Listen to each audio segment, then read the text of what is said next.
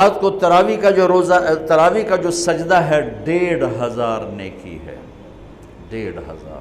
کچھ لوگ 8 پڑھتے ہیں، ان کے پاس بھی دلیل ہے، کوئی بات نہیں، ٹھیک ہے۔ ہم 20 پڑھتے ہیں تو ہمارے پاس بھی صحابہ کی دلیل ہے، ٹھیک ہے۔ لیکن بھائیو 8 سے 10 کر دینا کوئی منع نہیں، 8 کو 12 کر دینا کوئی منع نہیں۔ صحابہ کے دور میں جب اللہ کے نبی تشریف لے گئے تھے دنیا سے، تو مکے والے کیا کرتے تھے؟ 4 تراوی، یہ جو ہم 4 تراوی کے بعد بیٹھتے ہیں نا، ترویحہ، آرام کرنا۔ تراوی کا نام بعد میں پڑا، اس کا صحابہ کے دور میں اس کا نام ہے قیام اللیل، قیام رات کا قیام، جیسے حرم میں آخری 10 دن میں ہوتا ہے قیام اللیل۔ تراوی اس کا نام پڑا بعد میں۔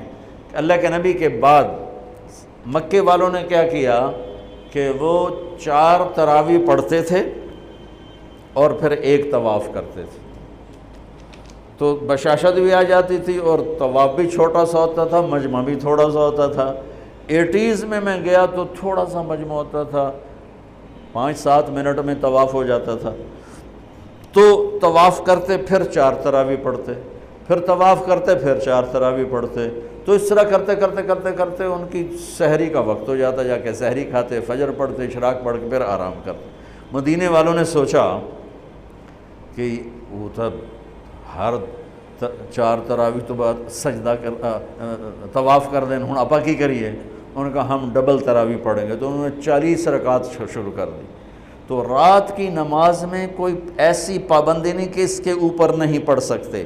قیام اللیل مثنا و مثنا، رات کی نماز 2 رکعت ہے، اور جب ختم کرنا چاہو تو ایک وتر کے ساتھ اسے ختم کر دو۔ تو مدینے والے 40 تراوی پڑھتے تھے۔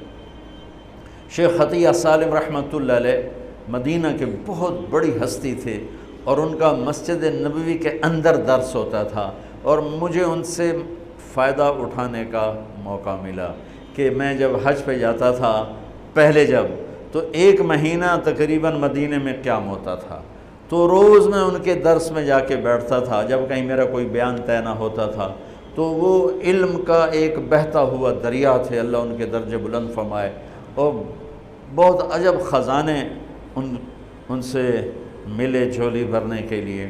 انہوں نے کتاب لکھی ہے صلاۃ التراوی، تراوی کی نماز۔ کس بات پہ لکھی ہے؟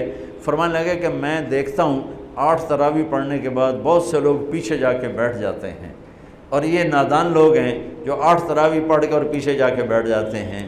میں ان کے لیے یہ کتاب لکھ رہا ہوں کہ بے شک یہ بھی روایت ہے 8 تراوی کی اور 20 کی بھی، اور اس کی کوئی ایسی پابندی نہیں کہ 8 کے بعد پڑھنی ہی کوئی نہیں، میں جتی چاہ کے دوڑے جان دینا جی میں مغروب پتہ نہیں کوئی نہ پڑھ آ گیا۔ یہ قیام اللیل یہ بندگی کی رات ہیں، یہ بندگی کی راتیں ہیں، یہ عبادت کی راتیں ہیں۔ آپ 2 پڑھو تو بھی تراوی ہوگی، 4 پڑھو، 8 پڑھو، 10 پڑھو، 12 پڑھو۔ میں نے مدینے کا انہی کی کتاب سے بتا رہا ہوں صلاۃ التراوی۔ مدینے والے 40 رکعت پڑھتے تھے، اور تراوی کا لفظ ہی 12 سے اوپر پہ آتا ہے، چونکہ ترویحہ ایک آرام کو کہتے ہیں، تھوڑی دیر کے لیے آرام، ترویحہ۔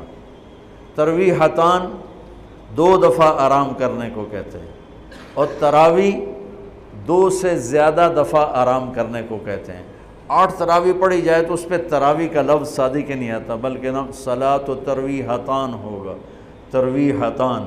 وہ 12 پڑھیں گے تو تراوی کا لفظ اس پر صادق آئے گا کہ 3 دفعہ آرام کرنے کو تراوی کہتے ہیں۔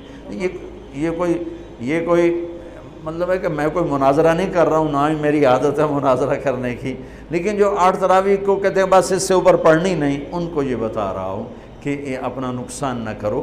تراوی کی نماز ہو رہی 20 پڑھو، تم نے گھر جا کے کرنا کیا ہے؟